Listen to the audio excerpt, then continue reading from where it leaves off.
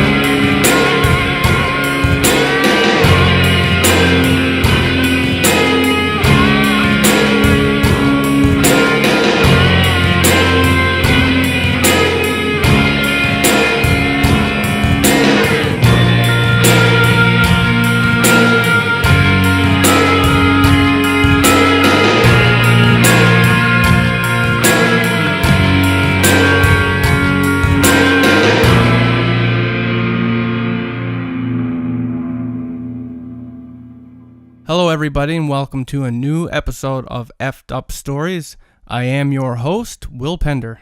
And I am your co-host, Ryan Sharp. And tonight we have with us a guest for the first time in a long time. Her name is Marie Stevens. She's a psychic and empath, and we'll be talking with her about her very interesting life doing these things. Before we jump into that, I just want to kind of shoot out a couple things. We have not had a show for a while. The reason for that is that I've been sick. So now that I'm around the mend, we'll be bringing these shows back. We haven't forgotten about the cryptozoological episodes. We have a ton of those that we're going to start recording this weekend. And we want to get them all recorded into one, have 5 or 6 ready to go at the same time so that we can keep it, day by day. And we have a ton of stories to put in a podcast that came into me over the last couple of months. So lots of stuff coming your way soon.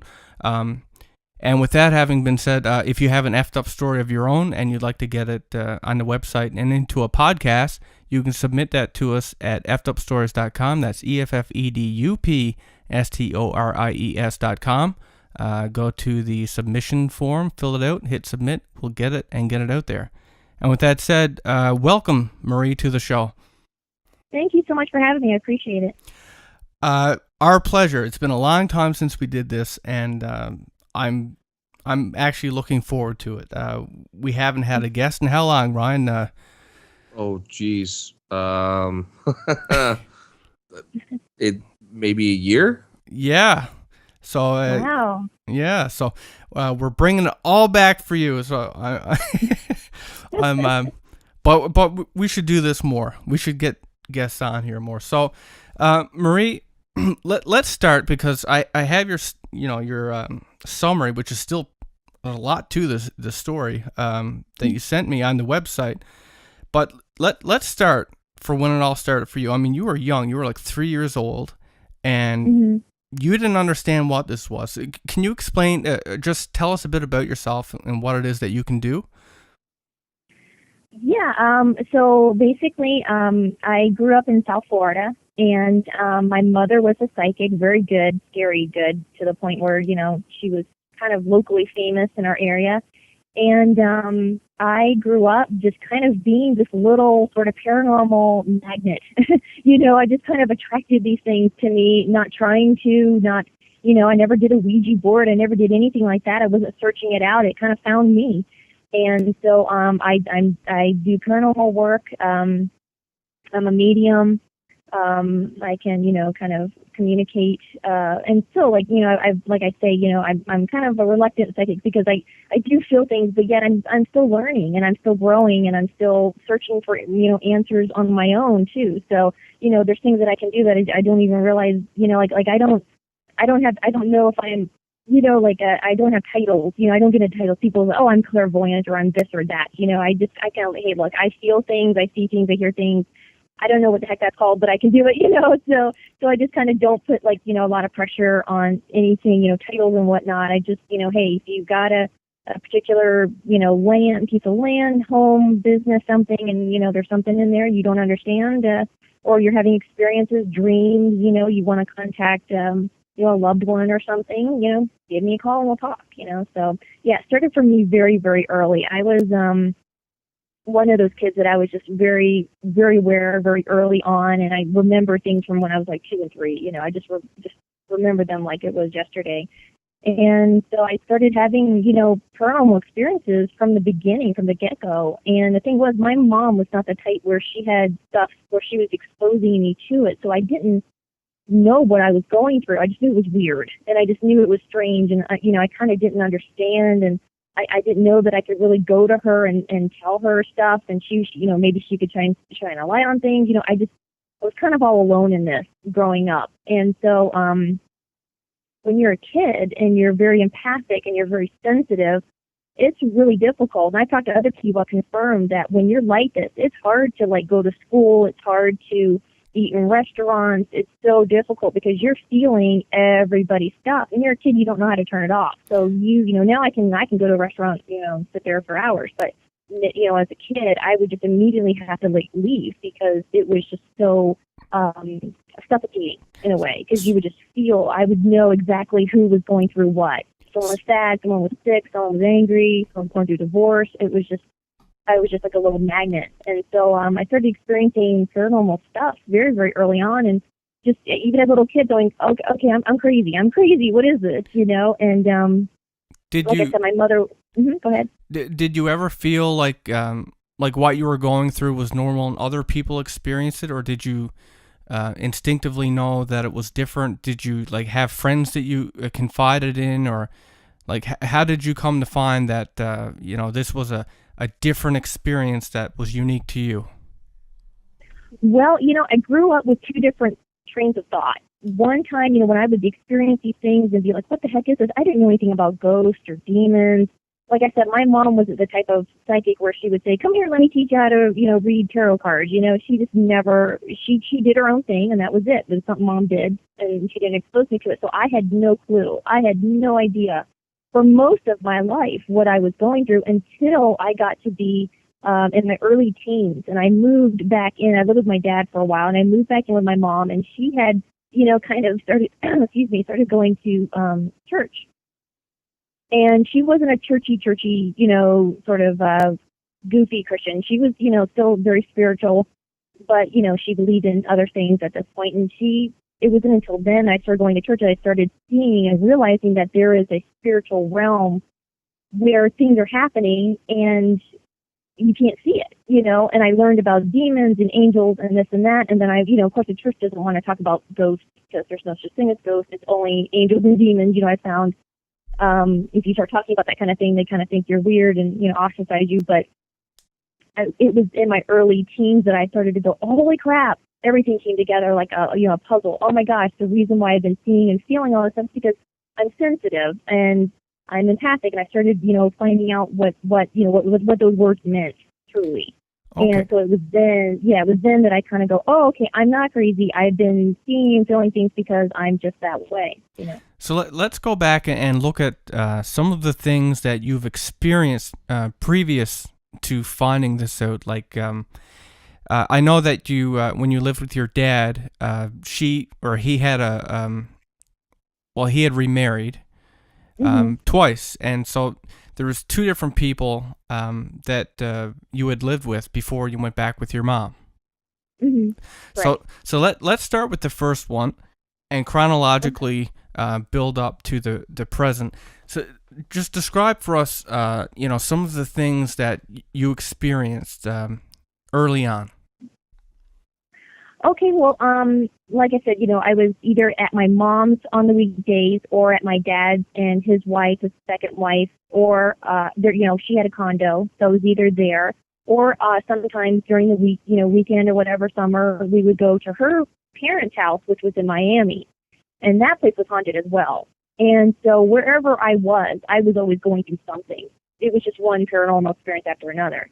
And so basically, being with my dad and his second wife, it was kind of an interesting experience because my mom, if I, had an issue, I knew I could go to her, but they were very closed off. They were not open to the paranormal at all.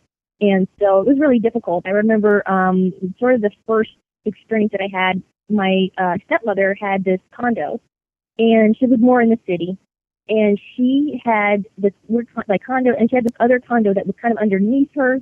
And it was very strange because we always noticed how it was very creepy. There was like this, like the stairs that you led up to her condo. There was like this window into the dining room of the other condo.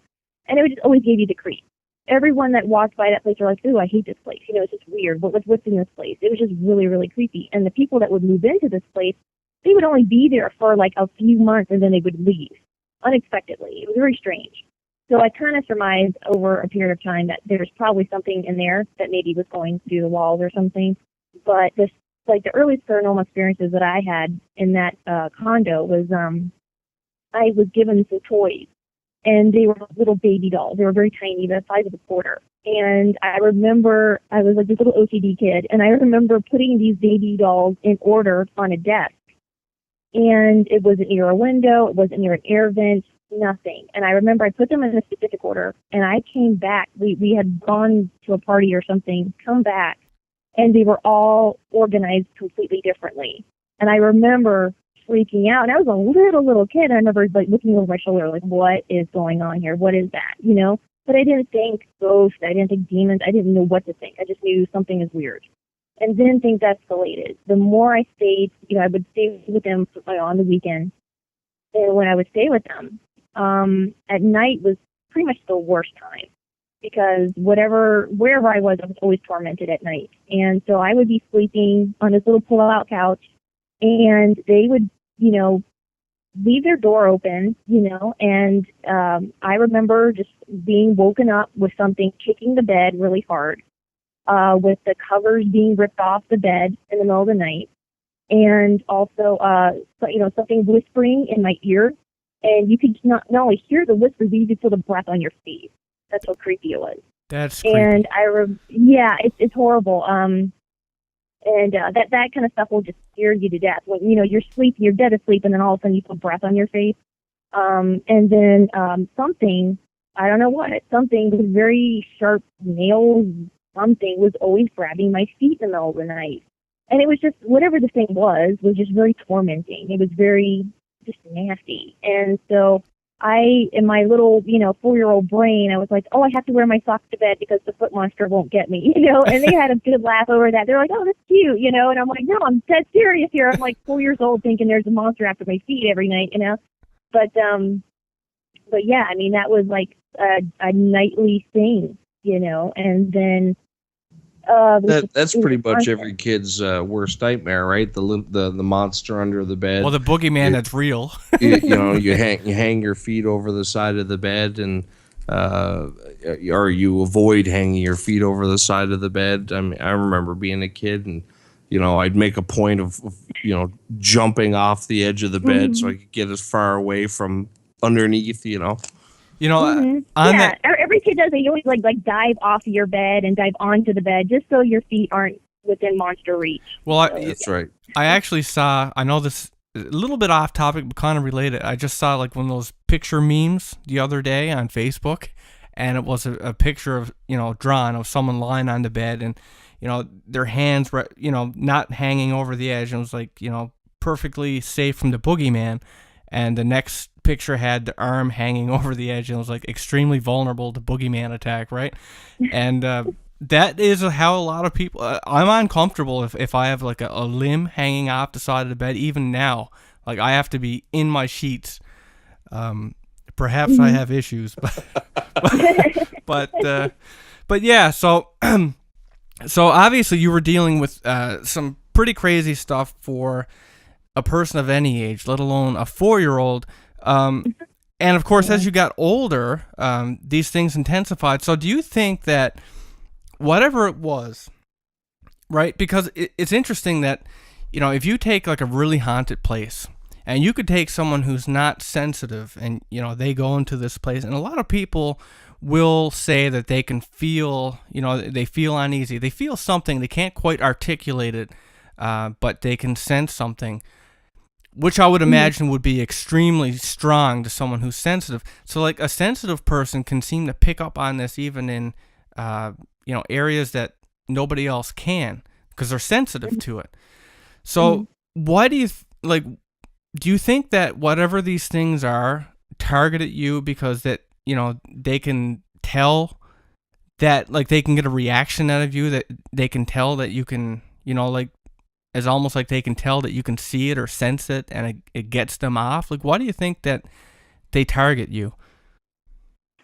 I'm not sure because I've seen stories where there's a whole family and whatever it is in that house only targets certain people. And then other people, if they're really closed off, they never see any activity. And this one person can be totally tormented. And that's how I was with my stepdad and my dad and my stepmom. They felt nothing. They experienced nothing because they were completely shut off.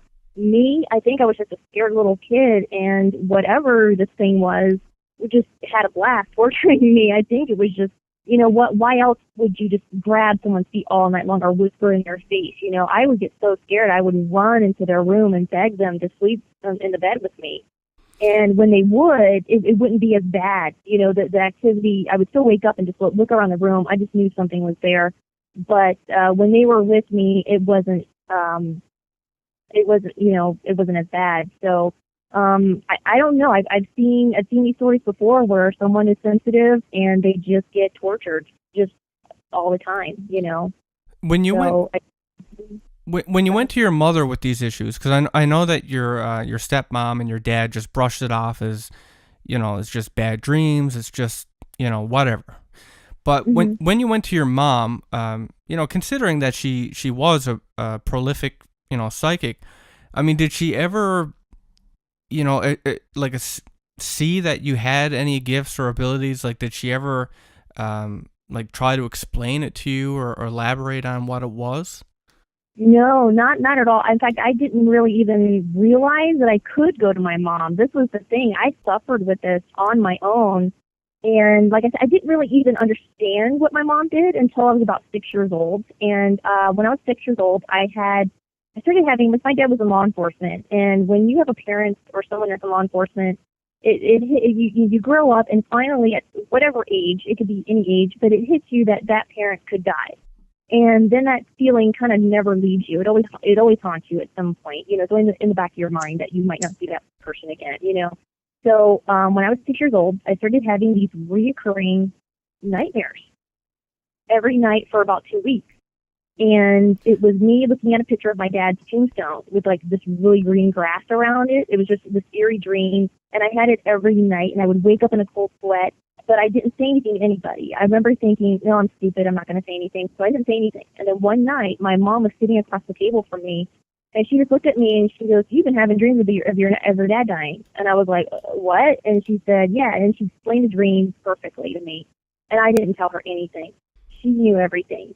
So that's when I was kind of aware that my mom could do stuff, but I didn't know what I was going through. This is how little I knew. I didn't know that what the paranormal stuff that I was going through had anything to do with her psychic stuff. You know what I mean? I didn't know it was in the same realm.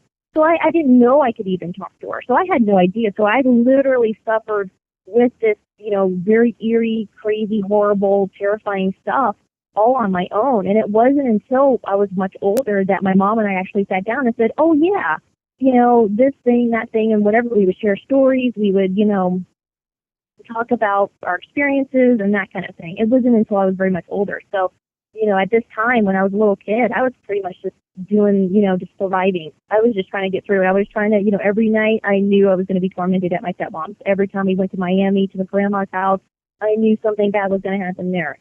It was just a given. I just knew. And so, and I was just floundering. I didn't know what I was going through. I was very, very much in the dark, So when you initially, I guess start putting a name and a face or a picture to some of the things that you have experienced for all these years.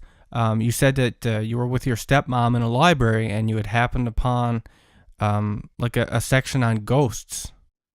Mm-hmm. And so, did you pick up a specific book that is very, very, I guess, accurate to, like specific to your experiences, or like what was it?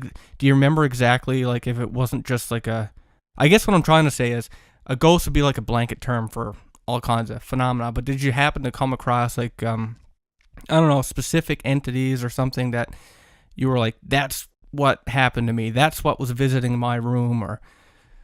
Mhm.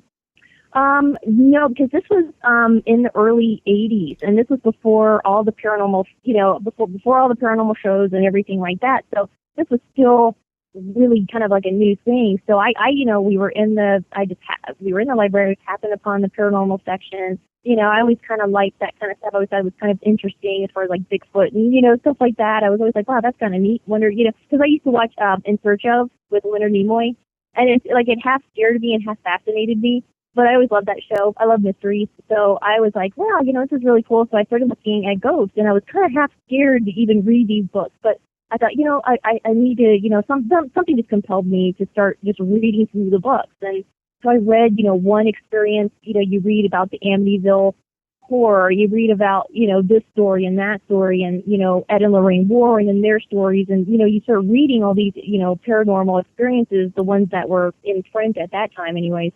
And so it just opened my eyes. I finally was like, holy crap, and I still kind of didn't understand it, but I had a bit of a better idea of what it was, because before, like I said, I had no clue. I didn't know. I thought, a little kid, I thought, oh my God, what is this? I'm crazy, I ran over to my stepmom and I said, look, this is what I'm going through. This is, this is the foot monster. This is the, this is that. And she just very coldly, dismissively just said, no, there's no such thing as ghosts. You're just imagining things. Just don't think about it and it'll go away. And so I was, kind of conflicted at that point. I was like, well, gosh, is there? Because you look to your parents for help and guidance. And when they're not helpful, it kind of throws you for a loop, because here you are suffering, you're going through hell, and they're not even listening. They're not even trying to understand. I would imagine that a lot of people who have psychic gifts and empathic abilities experience that same thing, because a lot of adults, they're not into that. And a lot of people kind of brush off the paranormal. You can't even have a paranormal medium today without people who make it their business to be a skeptic, and just they don't believe in it, but they dedicate all their time to going in and trying to debunk it, right? So, well, yeah, and I mean, we end up with this situation. You hear a lot about children being receptive. They haven't been indoctrinated into any particular worldview. The world is still very much a anything goes kind of a place. And, I think as we get older, of course, you have all these things about real life drilled into your head. And, for the average person, I think this is why, the skeptic exists is because, it rattles the cage of their worldview. And I mean, let's face it, the world is such a crazy, mixed up, incomprehensible place at the best of times, that anything that kind of rattles that cage or threatens somebody's quote unquote stable worldview, is met with such aggressive denial and skepticism.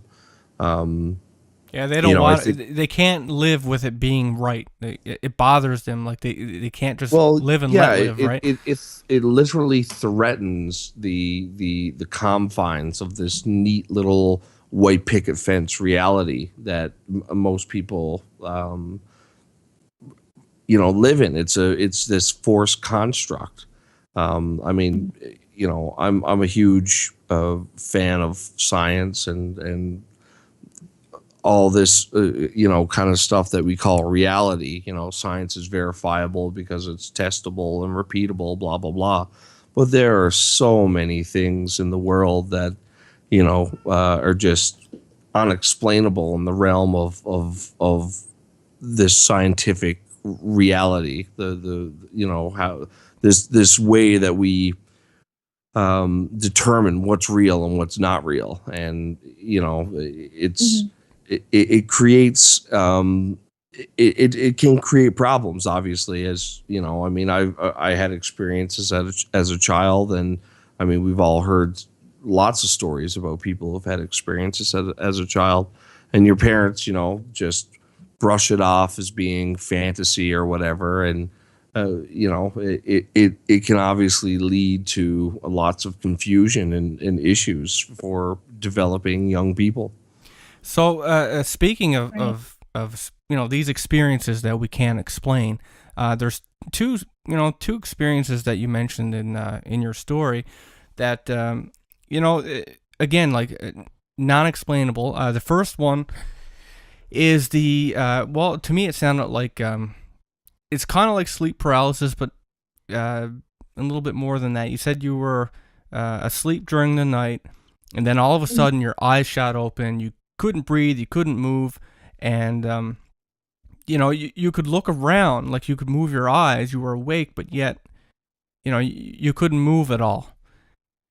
Is that something that you had experienced on more than one occasion, or just this specific time? No, it's just this one time. I was a little bit older. I was about 9 years old. My father and his second wife were getting a divorce, and I was in Miami at my grandmother's place, which was haunted. We had some, weird. I had some weird experience there, anyways, and so that place was really dark. I used to have things. There was like this one back bedroom where down the hallway, they had all the bedrooms.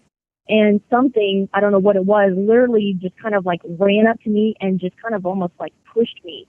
And I remember running down the hall because everyone was in the kitchen. I remember running down the hall just like, just something chased me out of there. So something was there. I just don't know what. Like I said, still a little confused little kid, And so I remember I was having, just a lot of turmoil. I was really, just not happy. Things were bad in my life. My parents were, my dad was getting a divorce again. So here, my stepmom sent me to my grandma's so that I could, just kind of get away from it all. And it was kind of one of the worst places to be because this place had paranormal activity as well. And so one night I'm laying there and in this one bedroom, and there was plenty of light in the room from the neighbors, security lights. They were just shining right in the room, so I could see everything perfectly. And I was sleeping fine. And then I literally woke up, and it was the most terrifying thing I've ever been through because you don't know if you're dying, you're having a heart attack, what is it? So I literally, my eyes shot open. I'm laying there. I can't move an inch. Everything is plastered. I could feel a weird pressure. Like there was like a wind, not like a wind, but like just like a pressure. And it was on every finger, every toe, every limb I had. And it was literally just pressing me down into the bed. And I could not breathe. Whatever it was sucking the air out of my lungs. And I remember just laying there, just gasping. And I remember trying to move because my grandma was, not doing so well. I was very, crying and not very happy. And my grandma was actually sleeping in the bed with me because, she wanted to comfort me. And she was sleeping like a log. And so I was, desperately trying to free myself from whatever this thing was to kick her or something to get her help. And so I remember just desperately trying to, free myself from this grip. And I could not breathe. And I remember, not really knowing about God as a kid, but, thinking, okay, well, if anyone can help me, maybe it's him. So I remember in my head, I was screaming, God, God, God, please help me, please help me. And literally within seconds, whatever it was just let off of me and I could breathe. And I just remember just being completely terrified, looking around the room, thinking, if something's that strong to do that to me, I should be able to see it. But I didn't see anything. There was nothing. But it was just forced. I don't know. And of course, you had probably a more terrifying experience where you awoke to find an impish creature on top of you. Yeah, that was one of the last experiences that I had at my stepmother's condo. And like I said, as I got older, things got more aggressive. It wasn't just like, just grabbing my feet in the middle of the night. It was this thing. And I remember I was sleeping I was living there full time, and I was sleeping in my room, and once again, something was kicking the bed and just making a big racket, and I was like, that's it, I'm done. So I got out of my room, and the living room couch was right there by my parents' door, and their door was open, and I'm thinking, okay, I can just sleep here, because I would get in trouble if I did that. So I was thinking, okay, I can totally sleep here, and then right before it's time to go to school, I can wake up and just run back in my room and just get ready and whatever, and they'll never know it, So I thought I was being real smart. So I lay down on the couch, and I started to get cozy, hoping that I could get a few more hours of sleep before school. And literally, to this day, I don't even know what this thing was, how to explain it, but literally something very tiny. It was probably all of 3 feet. It was on top of me, and this thing, I could feel the weight of it, and the thing was hissing in my face. That's the one thing I remember. It was just in my face, and I could feel the breath on my face, and it was the most terrifying thing ever. This thing had its hand over my eyes. I could see kind of beneath the hand. I could see this thing, and I could see something. Something was over my mouth, so I couldn't breathe. I couldn't scream, and I'm just flailing at this point, trying to get this thing off of me. And I remember something said, "Grab its arms and throw it down." And I remember I grabbed its arms, and I could still feel its arms. It had little tiny arms. And I remember I grabbed its arms and I threw it down on the ground. And I remember getting up and looking, thinking I would see something scamper away because it was so horrible. And I saw nothing. But I still remember this thing was just like hissing and kind of screeching. And it was just like I was being attacked by a monkey or something. It's horrible. So this house, because you did say that the house had bad vibes right from the get-go. So do you think that whatever it was that was tormenting you there, it had been there this whole time? You just happened to be unlucky enough, I guess, in this case, that you could, get its attention and sense it. Or do you think it's possible? Go ahead. Or I was just going to say, or do you think it's possible that, because you could walk around and feel everybody's emotions and you could pick up on all these things. Do you think that like it's possible that you could you're vulnerable when you're out, like you could just attract things and bring it home with you, or do you know what I mean? I've had many years to kind of research and think about this and kind of wonder about it, and I definitely believe that you can drag things around with you, whether it's just spirits that are attracted to you, a relative, something.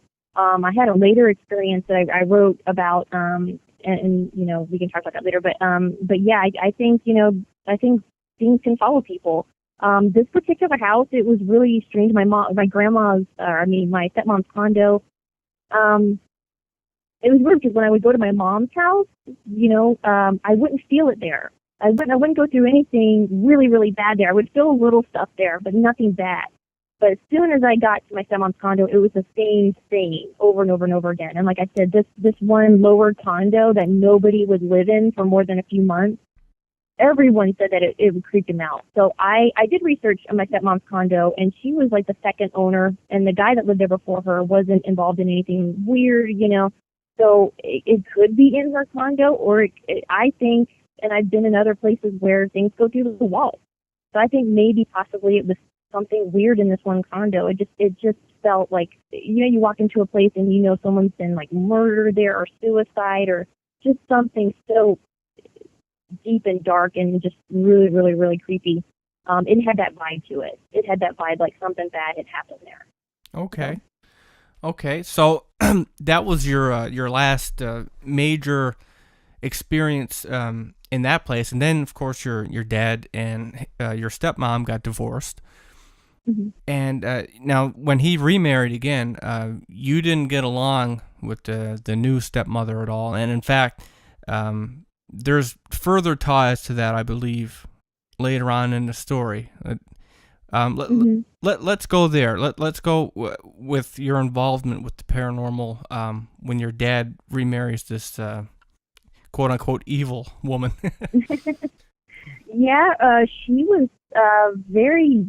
I still to this day can't even put into words. This woman was like a walking demon. She was a demon in a human body or something. This woman was so evil, and she was so odd because she would go to her Baptist church and she would put on this image And she was in law enforcement as well. And so she would put on this image like she was this, goody two-shoes, and yet she would come home and just absolutely torture me. She hated me, I guess, because I was, not hers, and I was, my father's other, it was a reminder that my dad, was married to someone else. I mean, I had so many people say, oh, she was jealous, it was this, it was that. Whatever it was, this woman was just evil and just wanted to torture something. And so for 6 years, I lived with them. And it was just hell on earth. She was really horrible. She was really good at manipulating things and doing bad things. Like she would, she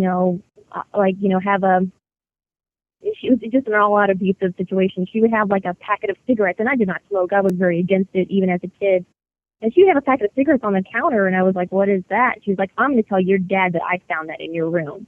So she would set things up to get me in trouble. She was almost like a jealous older sibling. It was really twisted and horrible. So I had to deal with that for 6 years, and it was very just horrible. And this woman was just almost demonic. She was just a very nasty person.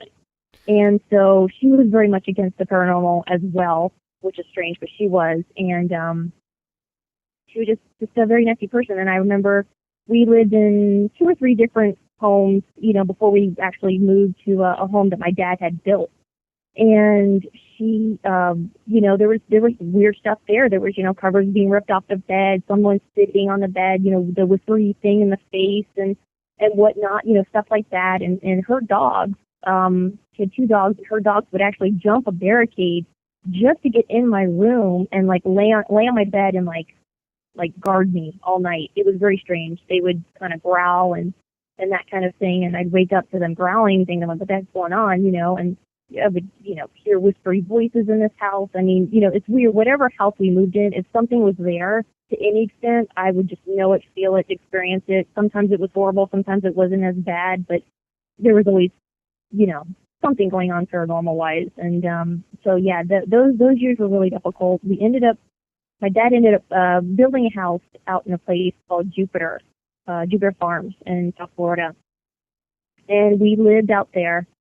And as my dad's having the house built, we would go and tour the site. And it was out in a lot of acreage, it was out in the boonies. And so we would go out there and tour the site. And I remember just getting the creeps. I was like, why do I not feel good about this? Why do I not like this land? And once again, I'm a little kid. I don't really understand much. I'm probably 12 years old at this point. I don't even really understand what I'm feeling, but I know I don't like what I'm feeling. And I remember at one point, it was on the weekend, and I, showed my mom. I was like, hey, Mom, look at this. This is our new house, And she actually, walked through the whole place. And this was like when the foundation was laid and the frames were up. And she was walking through, and I didn't say one thing to her. And she just looked at me, and she goes, I don't like this place. She goes, I don't like this place. They're just watching me. This is really not cool. There's just bad vibes here. And I just looked at her and said, yeah, I know. I felt the same thing, So as the house was being built, after a while we moved in, and same thing there. We just got the feeling that something was watching you. I had other people go, I don't like this place, And it was weird. This was a new house. But if the land is sick, if the land is bad, it doesn't matter, old house, new house, you're going to feel something. Whatever's on the land will come through. And so that's, was another part of the paranormal that I had to deal with. Something there would push you. It was just pretty awful stuff. Okay, so yeah, actually, it kind of reminds me of Pet Cemetery. Don't bury anything there. The ground is sour, right? Right.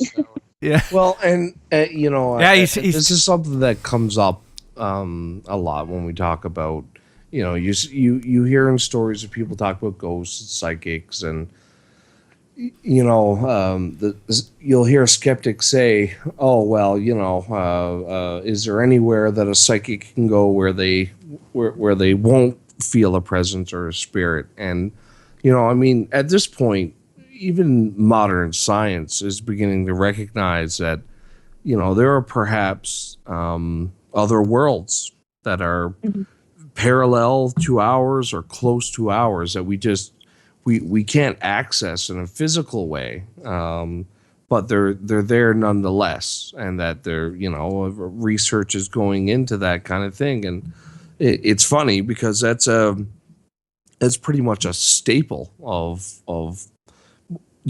all mythology around the world, that there's this other realm, whether it's called the dream world or the spirit realm or the afterlife or where the god, the realm of the gods.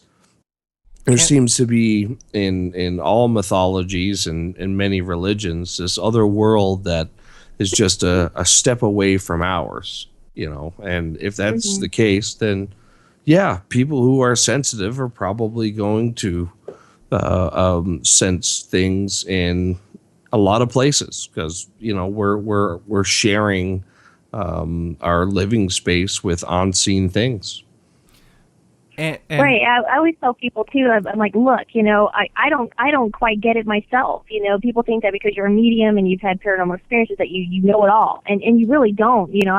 I'm sure even Lorraine Warren, as learned as she is and experienced as she is, she's still learning stuff. You know what I mean? The unseen world or whatever it is ever. I think it's ever evolving. It's ever changing, and I think we're just scratching the surface when it comes to stuff like that. And like you said, people, they want to be safe and they want to be kind of comfortable and say, no, only this exists, and because it's safe for them. It's scary to think that there might be something out there that you can't control and that you might hurt you or something, you know what I mean? So it does disrupt their, sort of safe, secure little picture that they have for their life in the world and everything like that. And so I fully believe. I tell people something, they're like, well, I don't really know about that kind of stuff. And I said, you know what? I don't know about it either. With all the paranormal experiences and whatnot that I've had over the years, I still don't get it. I still don't understand a lot of stuff. But you have to admit that there is something going on that, you might not be able to explain. Is there Bigfoot? I don't know. There could be. There could, maybe it's just goofiness. I don't know. But there could be. Is there UFOs? Well, I've seen one, but I don't know if there really is little green men out there. Who knows? There very well could be. But just because, you don't want to believe in it doesn't mean it doesn't exist. At least give room to stuff like that. Just think, hey, there could be a Bigfoot, but who knows? Maybe not. You know what I mean? So I always tell people don't close down to it. Just kind of just realize that there's probably something out there that, you weren't taught in school or church or whatever, and just kind of let it be that, Well, can you imagine the frame of mind of some of these skeptics, right? It's a Friday night, they're off for the weekend, they're going to McDonald's, they're having a Big Mac, they're flicking around on their phone, and someone's saying that they saw a shadow man somewhere. It's like, yep, it's bullshit. And they, their whole weekend is planned, and they're going to go home, and, that's fucking bullshit because, right? That's their whole weekend. It's just to go home and try and debunk that. It just kind of blows my mind. But getting back to your story, that third wife that your father had, that the evil woman, and she died tragically, and you kind of touch on it on the story on the website, but you said that you still have dealings with her spirit today. Is that something that you can elaborate on? Yeah, I actually knew when she actually got hit with a refrigerator truck.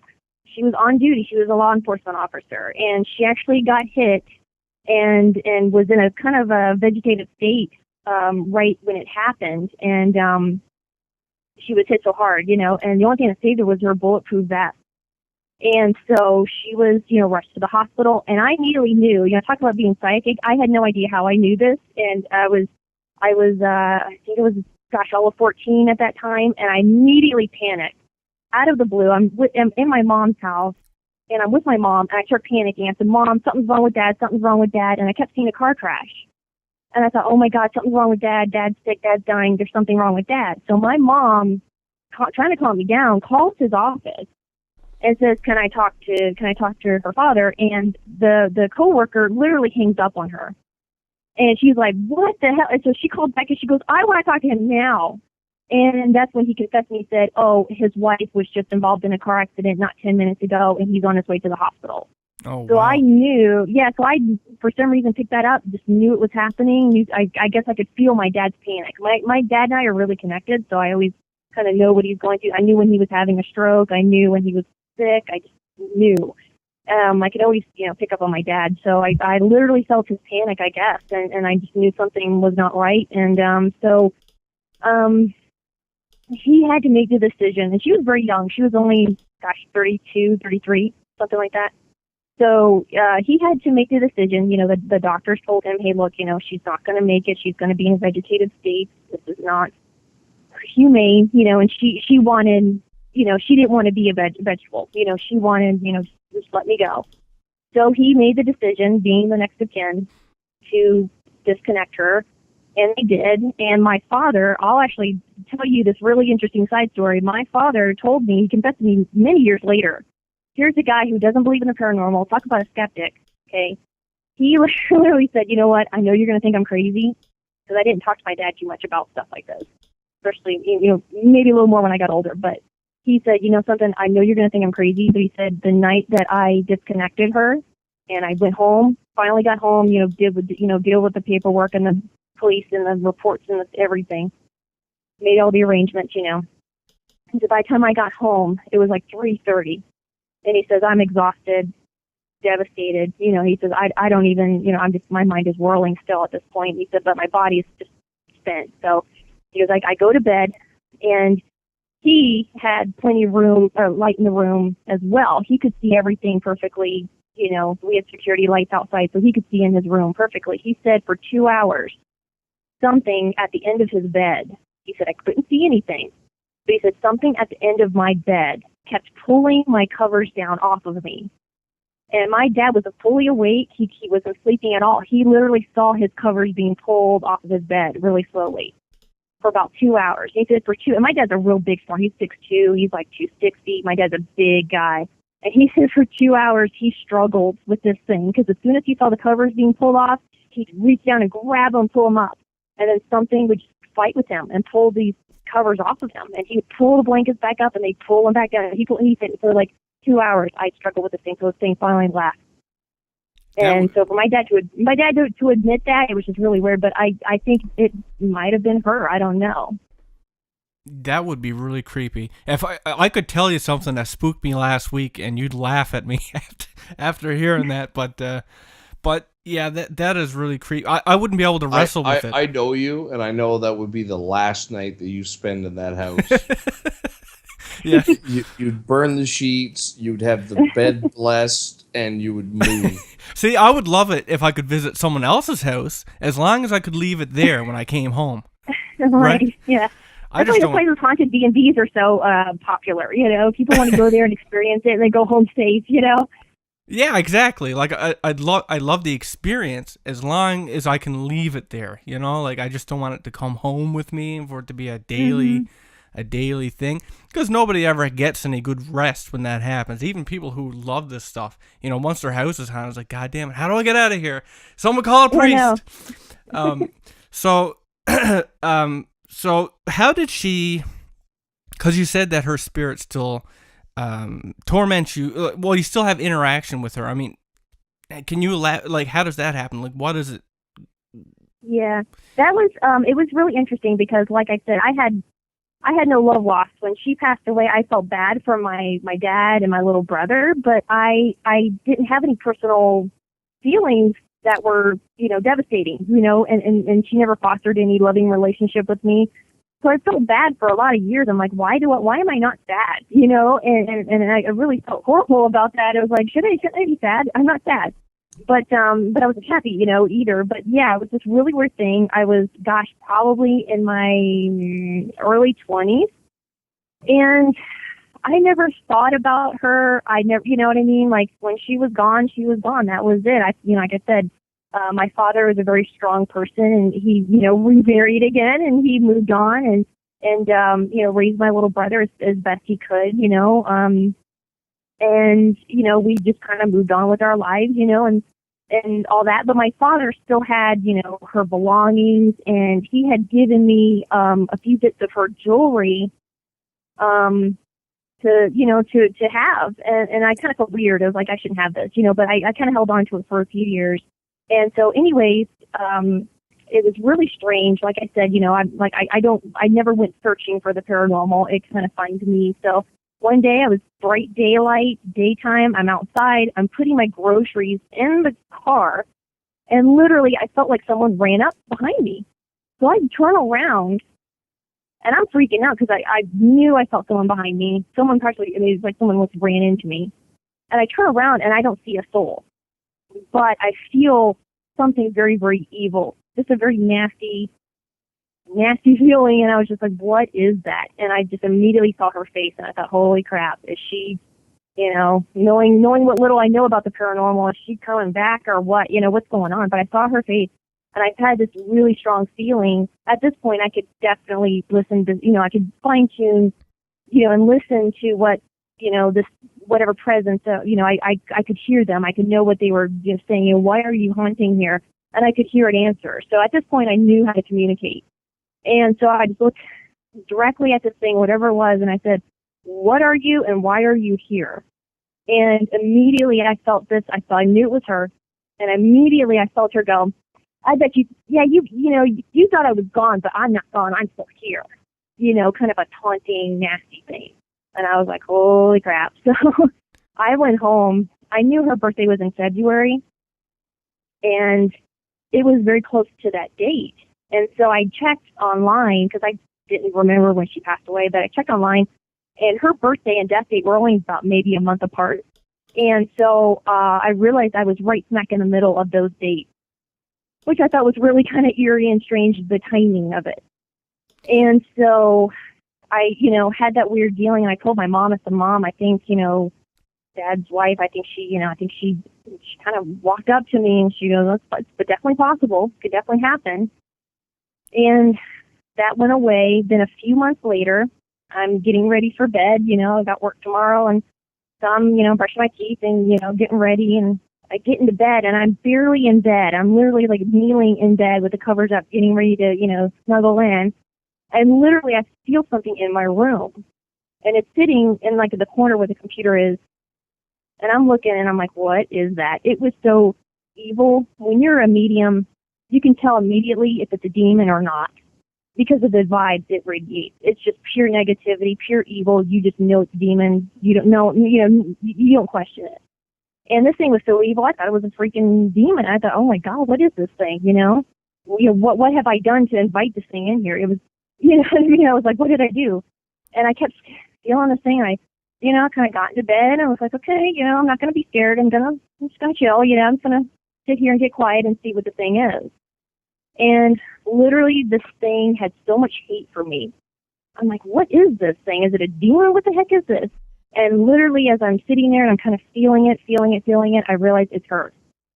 And I thought, oh my God, only one person on this planet hated me as much as she did. And that was what I was feeling at that moment. I felt pure hatred, pure evil, pure just like, I just want you dead kind of feeling.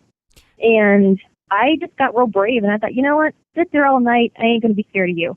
I just lay down, turned over, and went to sleep. And somehow my not fearing it, not giving it attention, kind of made it fade away. But it seemed like it wanted to make its presence known.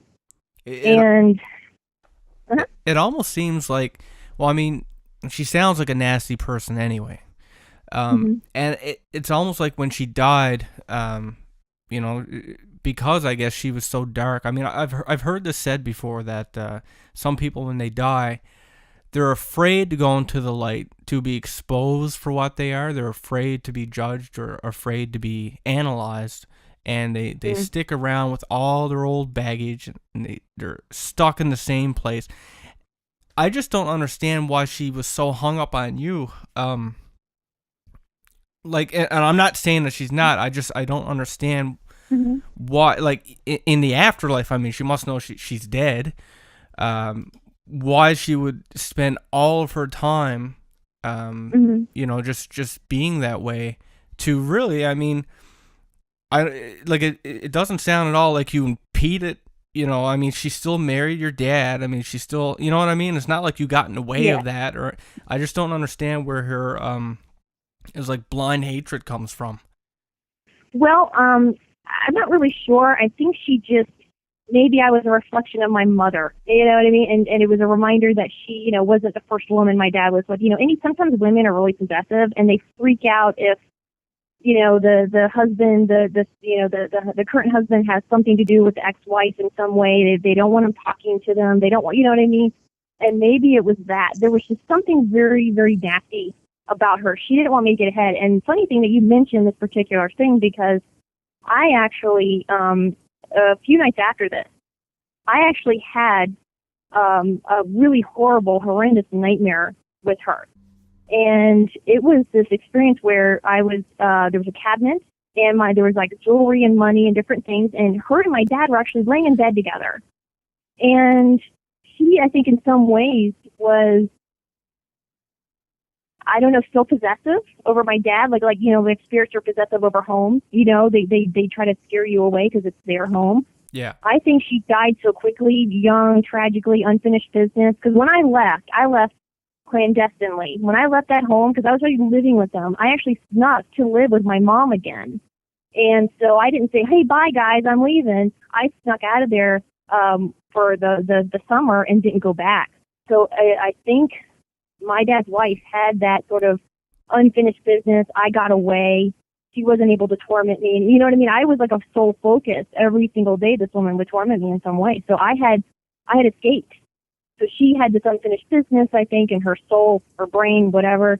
And so she died. So, I mean, all these stories of people dying tragically, unexpectedly, young, unfinished business, and then they linger. Perfect. I mean, I was like, yeah, that's totally what's going on. And this one nightmare I had one night, it was so terrifying. I sat right up in bed. And basically, my dad gets out of this bed, and he goes over to the cabinet and starts handing me jewelry, money, all kinds of stuff. And she literally gets out of this bed and stands right between us and starts screaming bloody murder.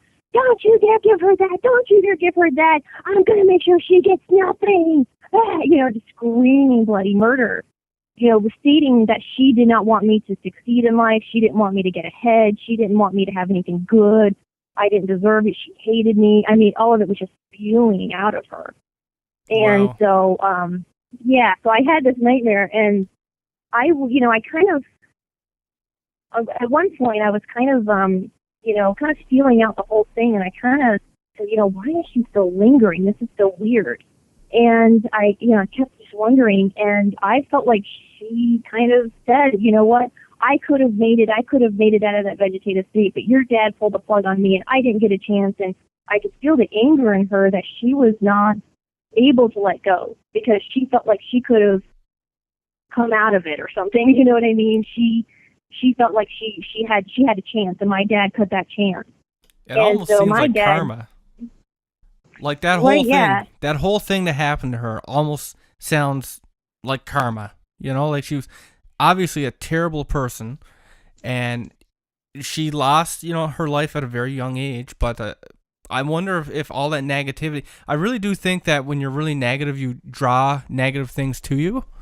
And I know that it's hard to not be negative if you're depressed or if you're whatever, but it's different acting on it. It's different being depressed, for example, than it is to act on it at other people, like projecting it on other people. I think that's more of a conscious action that Well, people make. when you're reinforcing that negativity in your own life, and I mean, let's face it, death is probably. I mean, it's never happened to me, so I don't know, but the process of dying is probably a confusing and shocking experience. And for a psyche, for a mind to cross over from being alive to being dead, I'm just going to go ahead and assume that it's stressful and confusing. And the things that you bring with you, the things that you're going to be able to hold on to are going to be, those very powerful emotions, and the two most powerful ones being love and hate, and jealousy being a component of hate. I guess that would be the answer right there. You have somebody holding on to a lot of resentment and jealousy and feeling like they didn't get their due, they didn't have a chance to, and well, it seems like the spirit has projected all of that, frustration and jealousy and rage and kind of targeted you,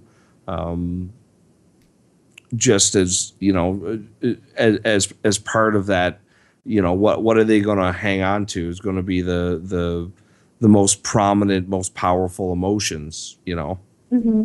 Right. Yeah. When you watch these paranormal shows and these mediums talk to these spirits that are so territorial, this person died, either young or old, but they still had like a lot of unfinished business. You know what I mean? In their heart, they still had a mission and they didn't complete it, or something, or they had something to say or something to do and they didn't get to finish, and so, you know what I mean? This spirit just kind of lingers because it's just kind of like sitting on that. It's like, I didn't get a chance. And that's what I kept feeling from her. She was just, and strangely, my father has had, in the same house that he's lived in for the last 20 years, he's had some very odd paranormal activity to the point where I think that she might be doing something there, kind of tormenting him in a way, So I don't think she's at rest. Well, that's looks. I'd say it looks good on her, but that might be a little bit strong.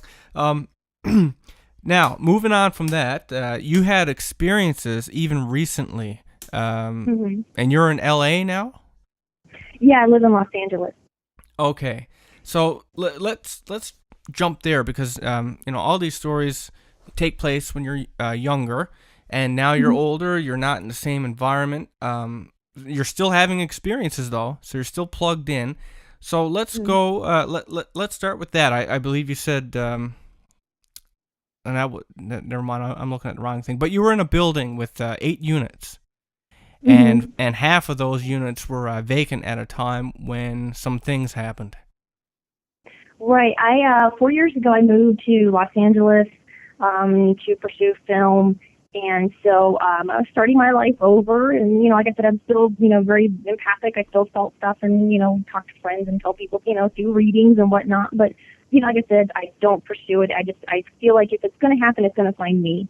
So I was just going about my life, started my life over in Los Angeles, 3,000 miles away from anything I ever knew. I was just kind of starting over. I just wanted a fresh start. I needed to get out of Florida. It was a bit stagnant for me.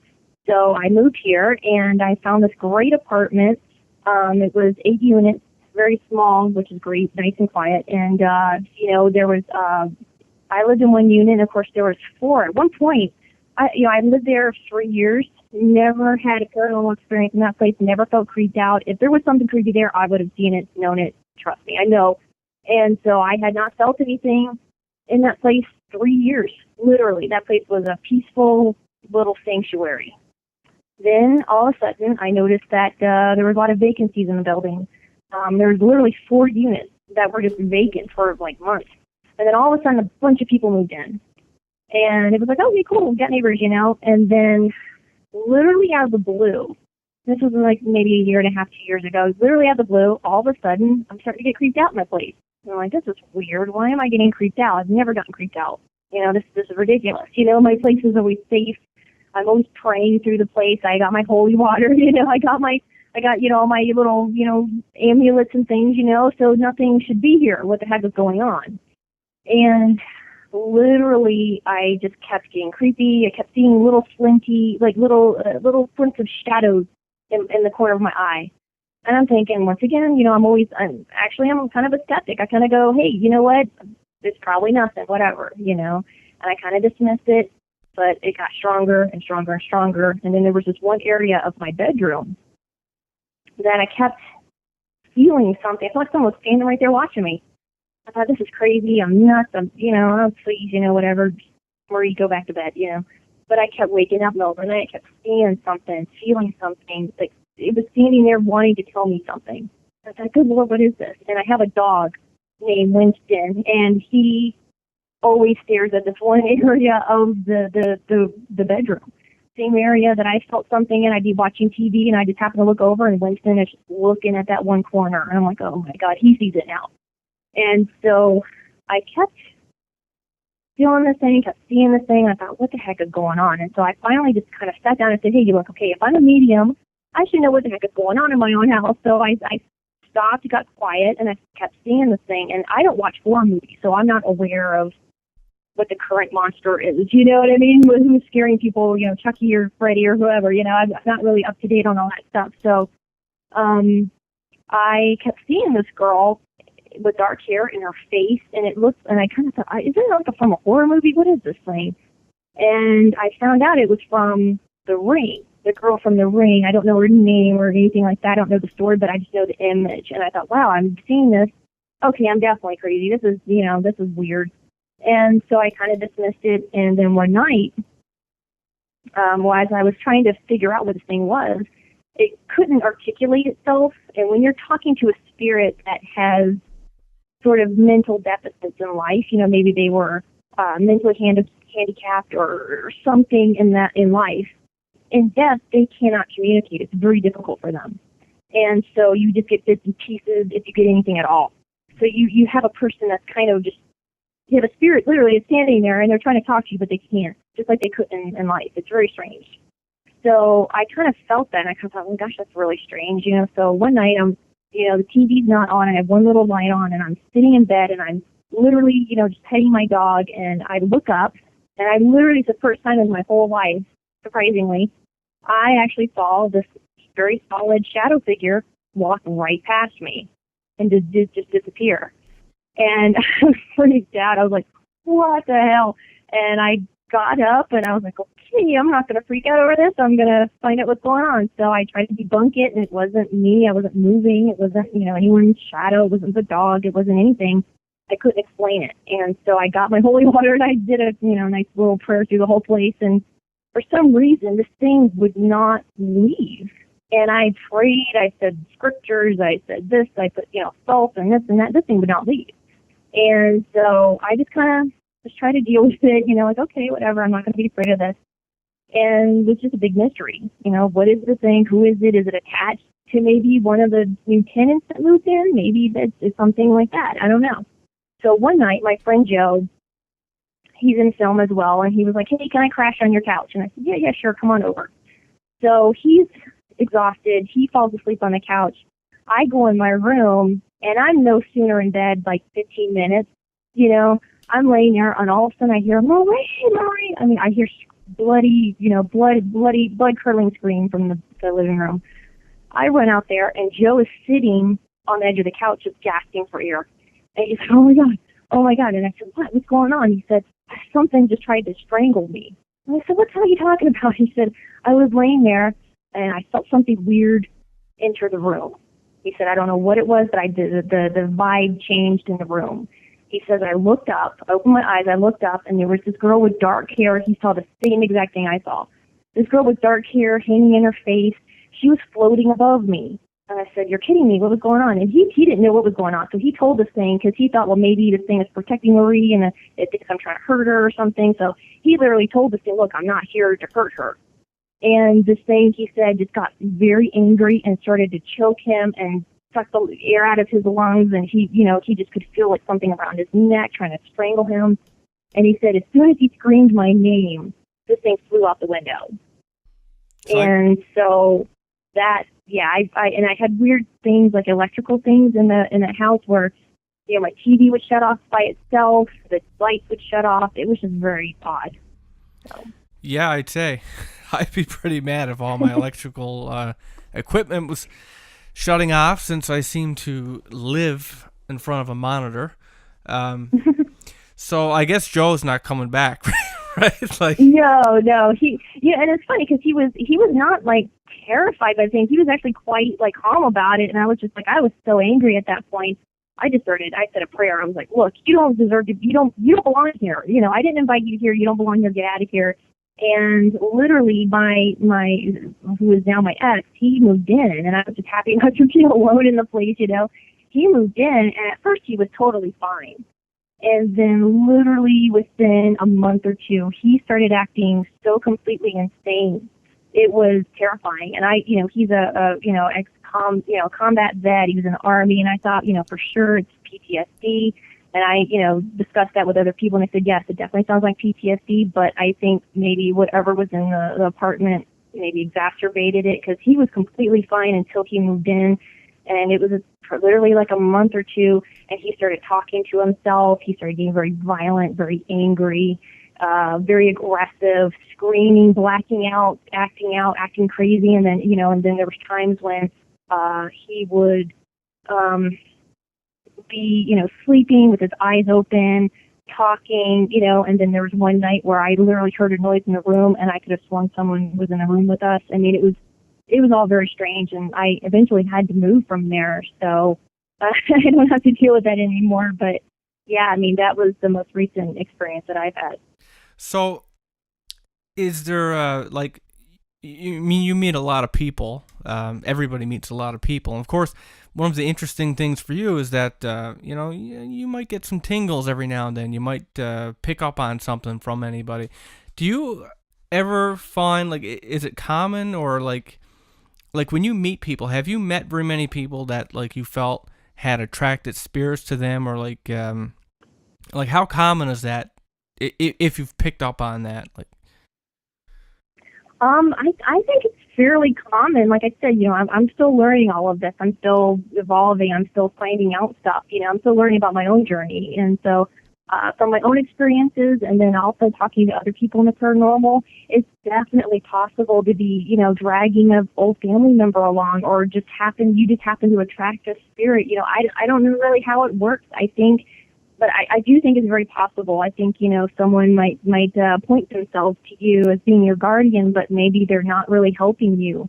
I've seen enough paranormal shows and talked to people where they said, oh yeah, I had a spirit following me, and the spirit was telling the medium or exorcist or whatever that it was supposed to help me, and it wasn't helping me. It was like, it thought it was helping me, but it wasn't. And, it was actually scaring me or something, you know what I mean? So I think you have people in the spirit, disembodied, you've got spirits. You've got people that were once alive, now they're passed away. They've got, all this, I guess, time, or they don't know that they passed away, or that they have unfinished business. And I think they're really just kind of milling about sometimes. And I think, going through life, whatever, say you go, how many stories have you heard of people, going into old buildings, and then after they come out, say a haunted house or something like that, they come out, all of a sudden start having paranormal activity in their house. You know what I mean? So I think definitely you can, if you don't have the proper protection, as far as, having metals or spraying or whatever, or having those things around your home, people have to, protect their home and their living space and whatnot. And I definitely encourage that, people all the time, they kind of think it's silly, but you really should say a prayer over your place. You really should have the holy water in the metals and things like that, because you just never know what you pick up. If you can pick up germs, I think you can pick up spiritual stuff too. And I think, that kind of stuff can follow people, especially if they're not protected. If they have a weak spot, or they have some kind of vulnerability, some kind of issue, I definitely think something can attach itself. Well, one of the things I wonder about, one of the last things you said is that when you moved, you had a string of bad luck. And that's something that I can relate to, because I've had stretches in my life where it was just like bad luck and just negative things that would happen. And I wonder if it's possible that, you could be, because, I mean, it's very, very, you could graph it, right, from like a regular life, and then right down in the hole for a while, and then you're back up. And I wonder if, like, it's possible, like, I'm not intuitive, like, I don't really pick up on stuff. I have no psychic ability whatsoever, so I wouldn't know. But I wonder if it's possible that someone like me or anybody could just, somehow you attach these things to you, and it just has this effect on your life, this negative, and it just pulls it in. Do you know what I mean? Like, it just... Yeah.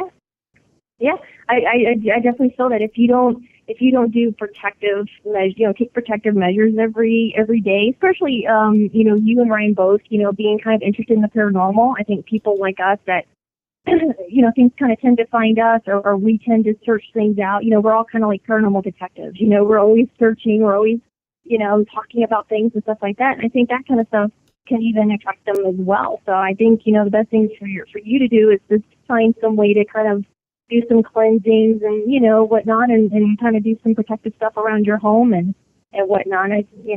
Who knows? Maybe you are sensitive and you just kind of don't really know it. You know what I mean? Maybe you do kind of pick up on things, and, or maybe you're just, you just tend to be maybe a little vulnerable or something. Maybe, you need someone to pray over you, or someone to, a cleansing or something like that, Sometimes I think Ryan cursed me.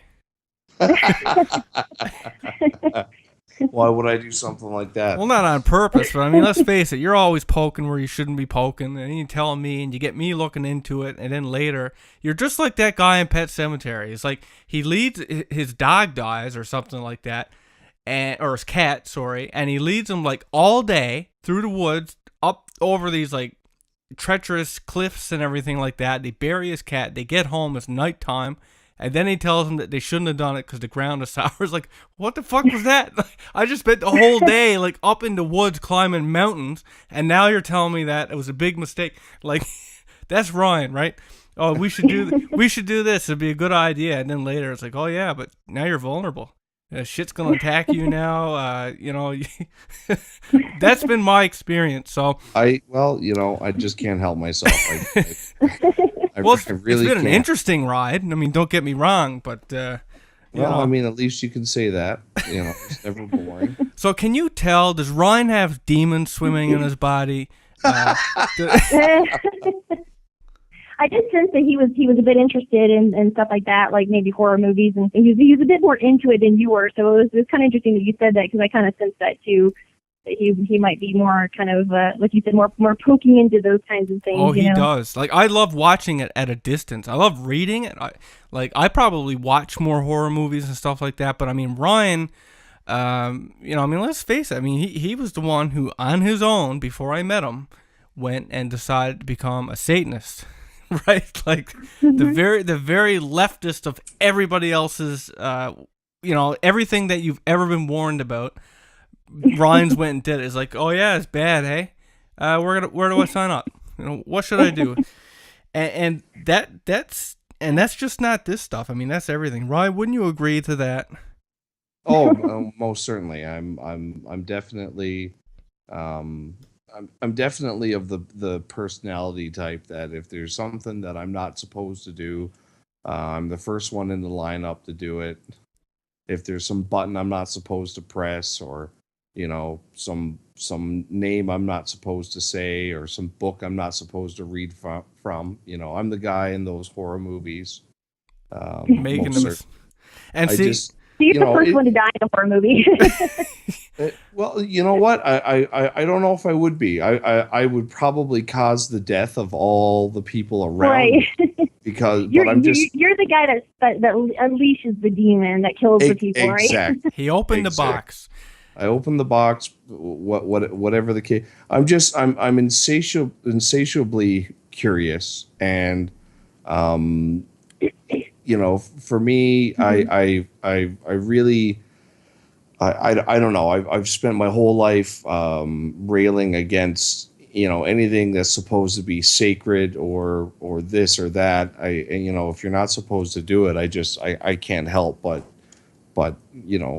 really get in there, and whether it's spells or forbidden knowledge or anything forbidden, it's that's exactly what I want to be. I want to have my hands into. So you're a bad man. And for me, see, I get to do that vicariously through you without having any of the repercussions, and that's one of the things that I like. I guess you could say I'm cautious, and I guess a little bit smarter about it because I let Ryan just run in head first. And so what was it like, Tell me everything. Well, yeah, I mean, everyone's different, and that's part of their journey. I've met Satanists before, and I've met, people that, would never go near that. So I think all of it's just part of the journey. Sometimes you got to jump in head first, you know what I mean, to kind of find out what it's all about, especially when you've had paranormal experiences. After that one day in the library where I looked up, ghosts, that was it for me. I was just kind of hungry after that. And I was just like, what is this? And I was kind of hungry for what I was going, for answers to what I was going through. I still, like I said, now we have so many more resources. We got podcasts, we got TV shows, we got more books, we've got all kinds of stuff. But at that time, I didn't have anything. I had these, old books from like the 70s that were talking about the Amityville stuff. And so I had just that to go on. And so I would, just read these things and just be like, wow, so is this what I'm going through? And I still didn't know. I still didn't understand it because I didn't have someone standing there saying, yeah, this is a demon, this is a ghost, you're going through this, So sometimes, I see you guys as kind of like paranormal detectives. You guys just want to dig and just find out, all that you can about it, and, just hearing a story isn't good enough. You guys got to find out, like, what it's all about.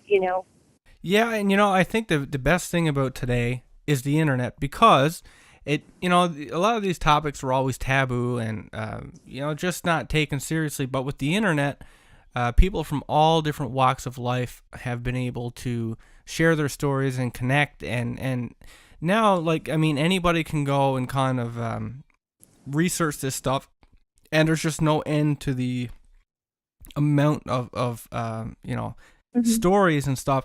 And so, like, as rare as it is, there's still a lot of it, right? I mean, there's just a lot of people who have had experiences, so that's a plus. So no more of the ghost books. But Marie, is there anything that you wanted to add before we clue this up? Yeah, I just want to say thank you guys for doing this, because I think it's a really awesome thing. Like you said, all the people out there that grew up like me, that had experiences or having experiences now, there's finally a place for answers, and when we kind of all come together, the internet is bringing us all together, and when we come together, we can help each other, and so, yeah, I mean, I think you guys are doing a really awesome thing. I did kind of feel some stuff about you guys. If I like you said, you kind of wanted me to kind of see if I felt something, fine. If not, whatever. But I did some little things.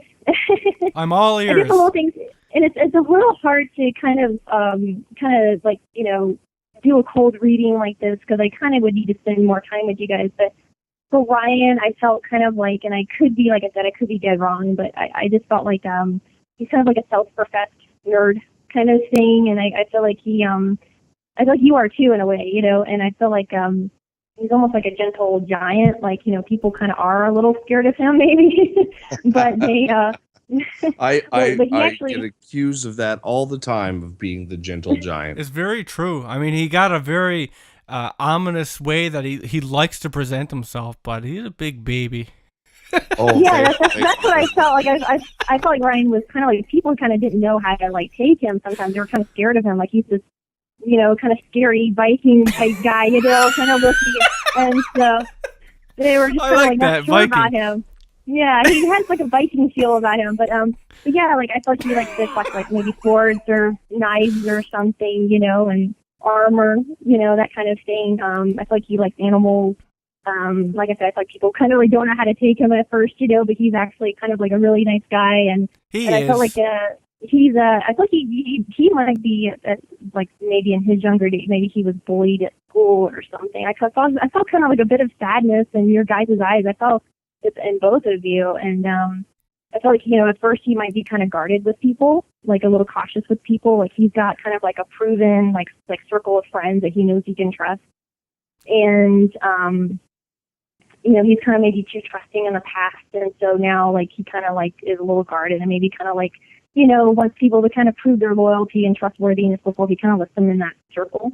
Maybe he was a little too forgiving or something, but yeah, I kind of felt that like he might be a little guarded or something. But yeah, I felt like he was kind of like into, and it's so strange you said that. I kind of felt like he was into the more darker stuff, like he kind of liked delving into those things, so.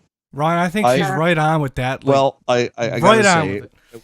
As far as it comes for psychic stuff, I mean, I love paranormal and conspiracy and UFOs and all that stuff. But I'm the most highly skeptical of people who claim to be psychic, and I really have to say that I'm pretty floored right now. You've really nailed pretty much everything you said. There was pretty much on the nose.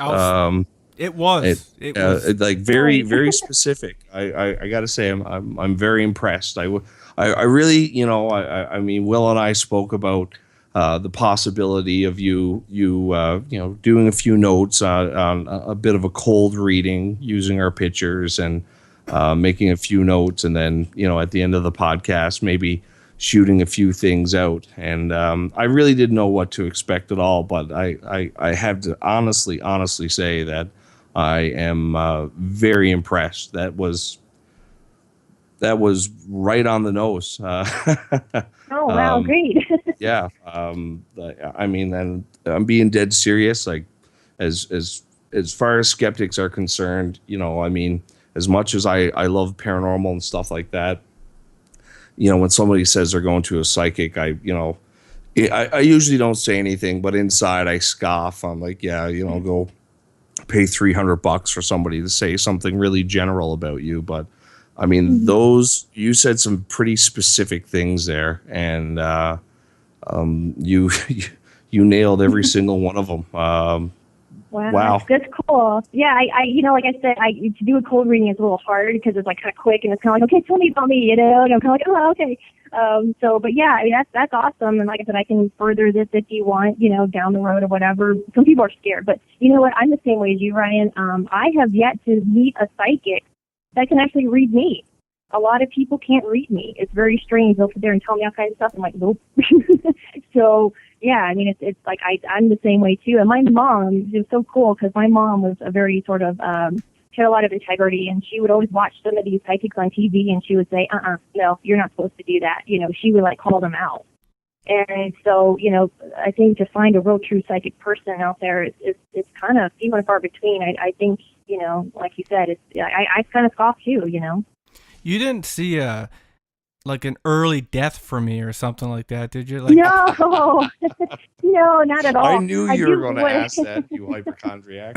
I felt like you. It was kind of scary. I felt like you were more the scaredy cat in this whole thing. You were more like you're more cautious, and it's so funny you said that because I did feel that. I felt like you're more quiet. You're more like you kind of like retreat. You're very kind of creative. You get other outlets. I feel like I kind of saw you playing like a black guitar, and I see you like writing songs, and I feel like you kind of have to like get away from it all for a little bit. You got to like recharge your batteries, and sometimes just 20, 30 minutes, an hour of playing the guitar and singing or whatever just kind of like recharges you. You just kind of feel, okay, all right, I can go on now, And I felt like you might play a few instruments. I'm not sure. I feel like you're kind of musically inclined, and I feel like it's weird you said you were sick earlier because I wrote down. I said, yeah, I feel like you were kind of sad lately, like you have been concerned about someone's health. And so I don't know if you were worried about your own health or someone else's health, but you got kind of a lot on your plate right at the moment. I feel like you're kind of exasperated. I kind of saw a lot of stress in your face and kind of worrying about the future, worrying about the unknown, kind of, can burning the candle both ends, kind of not really sure about the future, what's going to happen with this job and this thing and this person, and oh my gosh, is this person going to die when, I mean, and I feel like I feel like you guys both on some level, different things. I feel like you guys are kind of, what I wrote down was like a skeptic at heart. Like when you guys, like you hear a story and you're like, I got to research that. I got to find out more about that.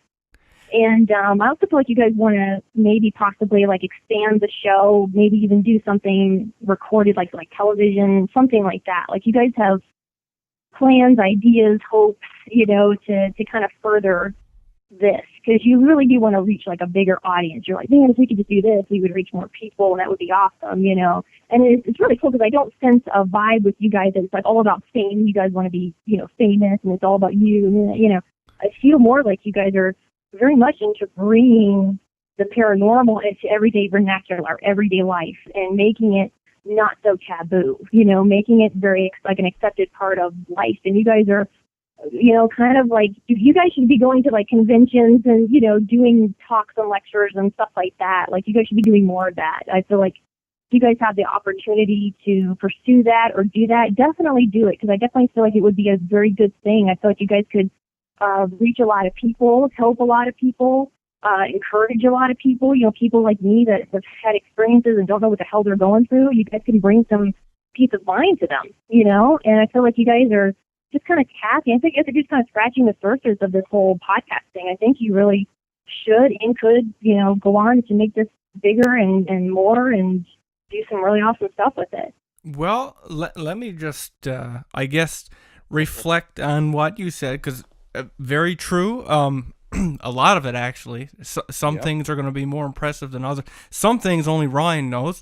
But now, one thing that is true, like I do have it's kind of black. It's mostly black, little accents of gray guitar that I do. I actually was a musician for most of my life, and I was I was signed to a record label for a while and stuff like that. So I mean, while it's true that you could probably find out that I did music, you wouldn't like I have no pictures of me and my current guitar right now. Also, creative outlets, that's like my biggest thing, always has been, and everything from music to photography to art to just everything artistic is what I've jumped into. But one of the more, I guess, interesting things that you touched on was you said that lately I had I guess a depression or something like that, and that's true. That is actually something that I've been dealing with very much so in the last little while, that's actually a big part of something that I went through recently. So that's interesting that that's not something that I publicly went out there and said. So it's interesting that you picked up on that. And yep, I definitely feel like I got a lot on my plate. And so echoing Ryan, I guess, is that very, very much so on the money there with all of those things. And I'm glad that you didn't tell me I'm going to be dead in 2 years. Because he would very much believe you, and you'd be counting down the days and the seconds. I would be. Something that was... You'd be in the corner rocking, like, oh, I got 4 days left. I would. I'd have a calendar. My death calendar. And the irony is that where I work, because I work at a newspaper company, and every day for like the last year I've done like the majority of obituaries and built the pages of obituaries and reading, there's so many people that die young and all that stuff. And so it's something that I never would have guessed how many people die in a run of a day, especially in a smaller place. When I picture the globe now on a spiritual level, I can almost picture hundreds of thousands of millions of souls just leaving the planet, like a constant stream. That there's just so many people die, and so many people are young. Like, oh my God! Like I thought, like the average was like 75 or something like that. But I'm telling you, I see a lot of people that are like in their 30s and 40s, and like middle age. What does that mean anymore? Right? Yeah. Midlife crisis is 15, right? I mean, I want my fancy car. I don't know if we ever mentioned this, but it's funny that you mentioned about the idea of a TV program. I don't know. Did we ever mention this, Will? I don't think we ever did on the internet. Like me and you talked about it. Oh yeah, but I don't know if we've ever mentioned it on the podcast. But we just a little over a year ago. Actually, it wasn't a year ago. It was almost a year ago. It was like right before Christmas. I remember we were still following up. It started almost a year ago. That's right, because it was right when I started the job I'm currently doing right now. So I remember when I first started, that was the big thing that was going on. Well, yeah. So we came. I don't know how close we came, but we came close to actually having a TV show. Yeah, basically what happened was, I'm not going to say her name for privacy reasons, but I was emailed by someone who worked at a company called Ping Pong Productions. P-Pong. Yeah, it doesn't it stands for ping pong though. Anyway, they got about a dozen different paranormal shows on TV, like Finding Bigfoot and a bunch of these other ones, and they were doing a brand new show, or they're going to pitch one about cryptozoological creatures, and they were basically looking for the people for the show, and they were going to fly them all over the world, to investigate these different cryptids. And like we had a back and forth for a couple months. Like we had to do like these webcam interviews and headshots and answering all these questions, and it was really cool. Almost, I mean, it was pitched to Animal Planet, I think it was, Yeah, I think that's the station, Yeah. and they just didn't want to, they just didn't want to do the. It wasn't that we didn't get the job; is that nobody got it. Like they had other people that were pitched to, I'm sure, but they just they wanted people who's going to be the skeptic, who's going to be the scientist, and I remember thinking at the time was like, I want to do the show, but that's been done, right? And that formula has been done. and that's basically what the station came back. It's like we'd be willing to do to look at a show, but we want a different, And so that's the last we heard of it. But we almost got to travel. Well, that thing, I feel like you kind of have to go through some stuff like that to kind of realize what you don't want to do.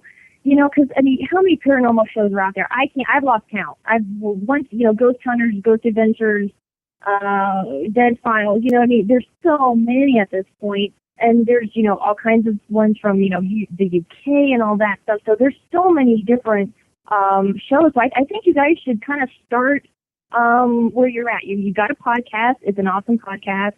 Just for the record, I haven't really researched you guys. I've only heard 2 podcasts.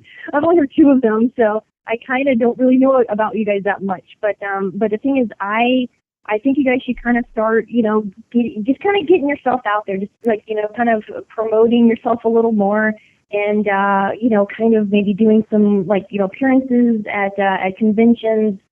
Maybe even holding your own convention. I feel like you guys are not meant to kind of piggyback on someone else. Don't wait for someone else to come to you and say, hey, let's do this, and kind of start it from the beginning. I think you guys kind of need to start getting together, getting some ideas. Say, hey, let's start small. Let's get a newsletter. Let's start our own paranormal convention in this part of the area. This area that we're in that maybe doesn't have one.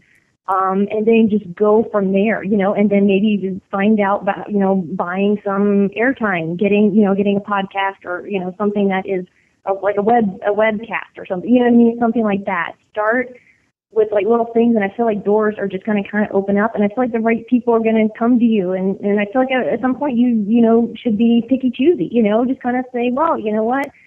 We can do our own thing. We're happy where we're at, and just kind of just start getting out there more. Because I feel like you guys really, I mean, you're reaching a lot of people now, but I feel like you guys can reach so many more people. And you guys have heard so much, so much, you've been through so much. And I think it would be just awesome. I really think the way is kind of open for you guys. I don't see any major, because I have people come to me and say, oh, should I start this business? Should I start this thing? And I kind of, I don't think it would be a good time now, maybe, a couple of years, and of course they don't want to hear that, but I feel like you guys are kind of at a point where it's like, okay, it's almost like you've outgrown these shoes, and they're tight for you or something, and so, you're expanding, you need to get out there more, you need to kind of put yourself out there more, even if it's, one day a month, you know what I mean, have a meeting, a paranormal meeting within that area, so that you can get together and, talk to people about stuff, and then get a convention going, and then get, your webcast going. And then I think it's just going to grow and grow and grow from there. Well, I hope you're right, Marie. We've been really, it's not, lazy is not the right word, but we haven't been real brave with jumping into in anything we have to invest money in. That's the best way to put it. But I will say that if this forecast of yours is anywhere near as accurate as your readings were, then perhaps it's time for us. Perhaps it's time for us to make such a leap. But either way, thank you so very much for your stories and your readings. It has been an absolute pleasure talking to you tonight. Yeah, let me. And for me, I gotta say, I love hearing stories from everybody anyway. But it's exciting too, right? To talk to somebody that can tell you something about yourself. It's kind of exciting. Is neat. So I was kind of. I didn't want to put any pressure or nothing like that because I know it, but I was looking forward to it and just wondering if you were able to. So that was really cool. So Marie, again, thanks for coming on the show. It was great. And I hope that, I know you got a UFO story, so Why don't you email Yeah, that me? one's really quick. It was really interesting. But yeah, I can definitely tell you that later. You can just put it on the website or whatever. It's up to you. But I just want to say thank you for having me on the podcast. It was such an honor. I think you guys, like I said, are just doing an awesome thing. And I think you guys are just, you can go even further with this. And I just want to say thank you so much for doing this, just, because you really are helping a lot of people. You're getting the stories out there and you're helping people. You don't know. People might not comment. They might not say, hey, thanks for this. But you could be helping them a lot, and you just don't know. So I just want to say thank you for having me on. I appreciate it. You guys are terrific. You're really awesome, and it was such an honor. Well, thank you so much, Marie. And I hope you're right. I hope it does help people, because I feel like it'll balance out all the bad stuff we do. Somehow maybe we might get somewhere that's not so hot in the afterlife. But no, you guys are doing a good thing. You guys, if you are always trying to help people, it's always going to come back to you in a good way. So. Well, thanks, Marie. And for everybody else out there, if you've got an effed up story, you can send that to us at effedupstories.com, and we'll get it on the website and into a podcast. And with that said, I hope you guys enjoyed the show, and we'll have more for you shortly. Have a good night. Thanks so much for listening, everybody. Good night.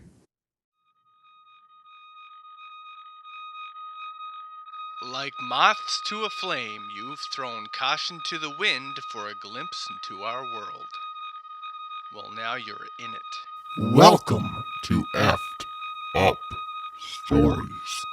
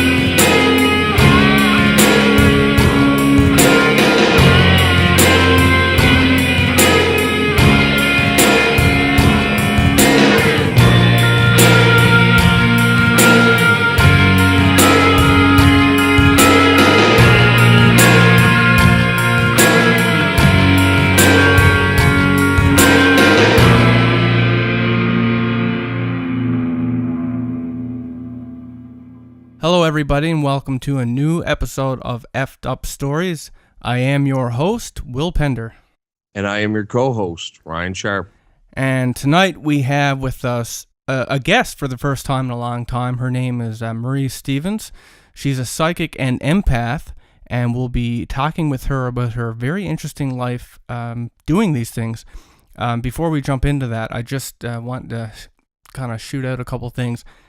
We have not had a show for a while. The reason for that is that I've been sick. So now that I'm around the mend, we'll be bringing these shows back. We haven't forgotten about the cryptozoological. So let's go back and look at some of the things that you've experienced previous to finding this out. Like I know that you, when you lived with your dad, he had he had remarried twice, and so there was two different people that you had lived with before you went back with your mom. Mm-hmm. Right. So let's start with the first one, and chronologically build up to the present.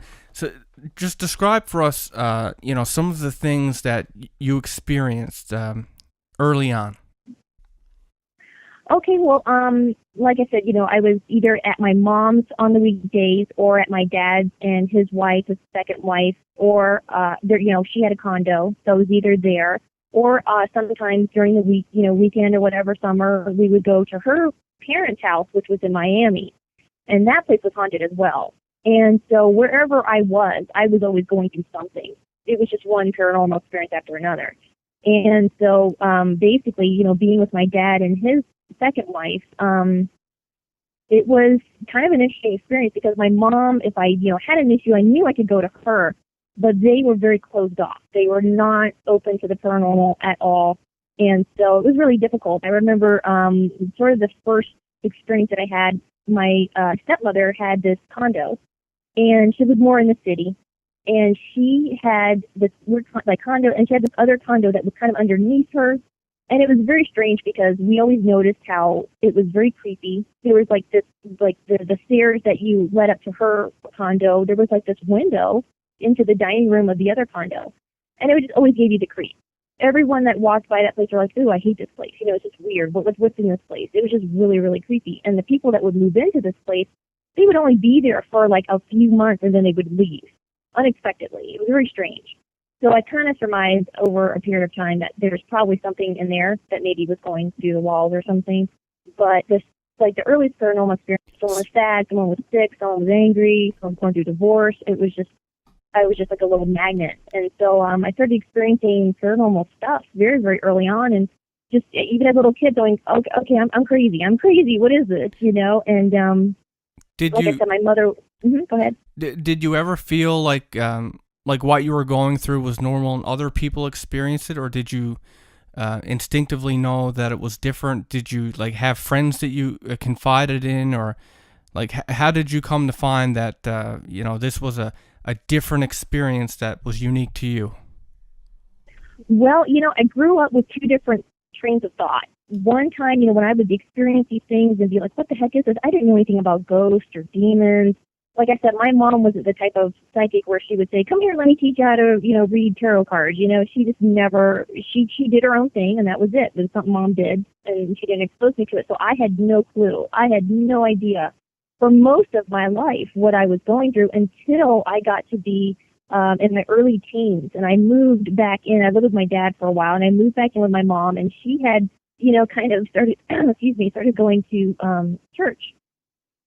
And she wasn't a churchy, sort of goofy Christian. She was, still very spiritual, but, she believed in other things at this point. And it wasn't until then I started going to church that I started seeing and realizing that there is a spiritual realm where things are happening and you can't see it, and I learned about demons and angels and this and that. And then of course the church doesn't want to talk about ghosts because there's no such thing as ghosts. It's only angels and demons. I found if you start talking about that kind of thing, they kind of think you're weird and, ostracize you. But it was in my early teens that I started to go, holy crap, everything came together like a puzzle. Oh my gosh, the reason why I've been seeing and feeling all this stuff is because I'm sensitive and I'm empathic, and I started, finding out what those words meant truly. Okay. And so it was then that I kind of go, oh, okay, I'm not crazy. I've been seeing and feeling things because I'm just that way. Out it kind of found me. And so I do paranormal work. I'm a medium. I can, kind of communicate. And still, I'm kind of a reluctant psychic because I do feel things, but yet I'm still learning and I'm still growing and I'm still searching for, answers on my own too. So, there's things that I can do that I don't even realize, I don't know if I'm, I don't have titles, I don't get a title. People say, oh, I'm clairvoyant or I'm this or that. I can, hey, look, I feel things, I see things, I hear things. I don't know what the heck that's called, but I can do it, so I just kind of don't put a lot of pressure on anything, titles and whatnot. I just, hey, if you've got a particular, piece of land, home, business, something, and, there's something in there you don't understand, or you're having experiences, dreams, you want to contact, a loved one or something, give me a call and we'll talk, So, yeah, it started for me very, very early. I was one of those kids that I was just very, very aware very early on, and I remember things from when I was like 2 and 3. I just remember them like it was yesterday.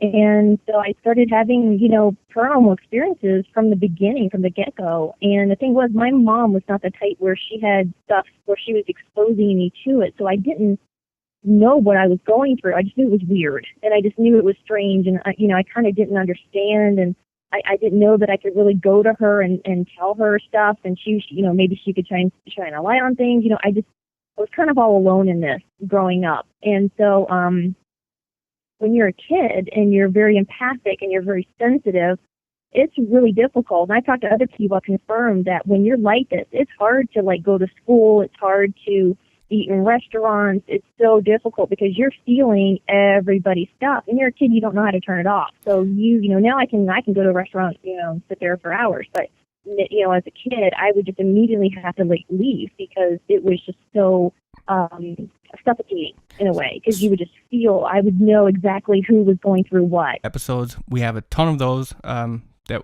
we're going to start recording this weekend, and we want to get them all recorded into one, have 5 or 6 ready to go at the same time so that we can keep it, day by day. And we have a ton of stories to put in a podcast that came into me over the last couple of months. So lots of stuff coming your way soon.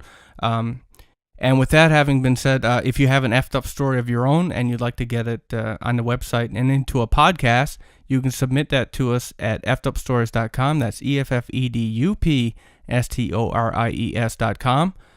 Go to the submission form, fill it out, hit submit. We'll get it and get it out there. And with that said, welcome, Marie, to the show. Thank you so much for having me. I appreciate it. Our pleasure. It's been a long time since we did this, and I'm actually looking forward to it. We haven't had a guest in how long, Ryan? Oh, geez. It maybe a year? Yeah. So wow. Yeah. So we're bringing it all back for you. So but we should do this more. We should get guests on here more. So, Marie, let's start, because I have your summary, which is still a lot to the story that you sent me on the website. But let's start for when it all started for you. I mean, you were young. You were like 3 years old, and you didn't understand what this was.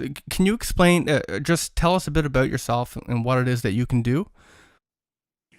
Yeah. So basically, I grew up in South Florida, and my mother was a psychic, very good, scary good, to the point where she was kind of locally famous in our area. And I grew up just kind of being this little sort of paranormal magnet. I just kind of attracted these things to me, not trying to, I never did a Ouija board. I never did anything like that. I wasn't searching it out.